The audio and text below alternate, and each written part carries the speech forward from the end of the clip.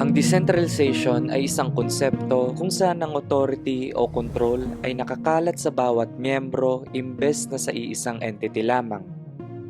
Gamit ang decentralization, mas nagkakaroon ng transparency, adaptability, security at diverse decision making na malaking bagay para sa efficiency ng community o ng network. Nalilimitahan din ito ang mga risk na dala ng centralization na maaaring makapagpabagal at makaapekto sa improvement ng community o ng network.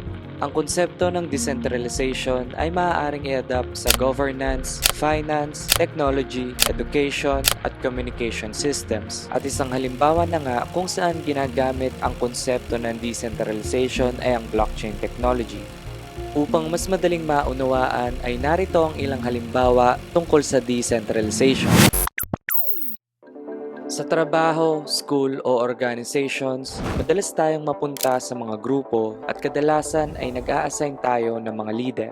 Kadalasan sa ganitong sistema ay may kabagalan ng pag-usad ng mga gawain at nagkakaroon ng hindi pagsasang-ayunan ang bawat miyembro. Maaaring akuin na lamang ni Polly ang responsibilidad sa pagkakalang mas nakakaangat siya sa kanyang mga kagrupo o di kaya naman ay dahil siya ay may otoridad ay idepende na lamang ang gawain sa mga kamiyembro. Malimit din mangyari na ang mga desisyon ni Polly ay hindi tugma sa gusto at kailangan ni Arthur, Tommy at John. Sa konsepto ng decentralization, imbes na pipili ng leader na itatalaga, ang bawat isa ay magkakaroon ng responsibilidad at otoridad para sa kapakanan ng grupo. Sa ganitong paraan ay mas efficient ang paggawa sa mga gawain at ang bawat desisyon ay benepisyal para sa kapakanan ng bawat miyembro.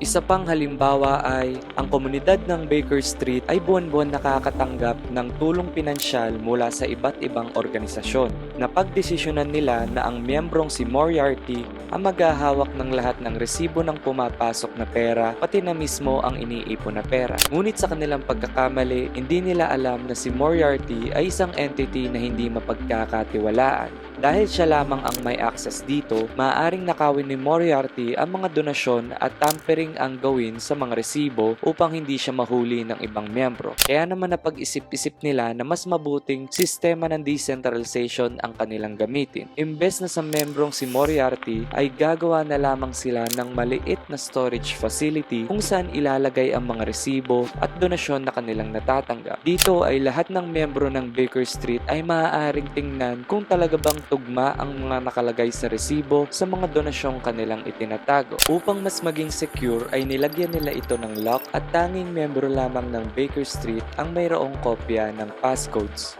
Sa ganitong paraan ay mas nagkakaroon ng transparency at tiwala ang bawat miyembro ng Baker Street at maiiwasan nila ang mga insidente ng fraud at tampering. Marami pang maaaring gawing halimbawa upang mas madaling maintindihan ang decentralization. Ngunit laging tandaan na ang pinakapunto ng decentralization ay tanggalin ang central point of control o authority at i-spread out ito sa lahat ng miyembro ng grupo o ng network.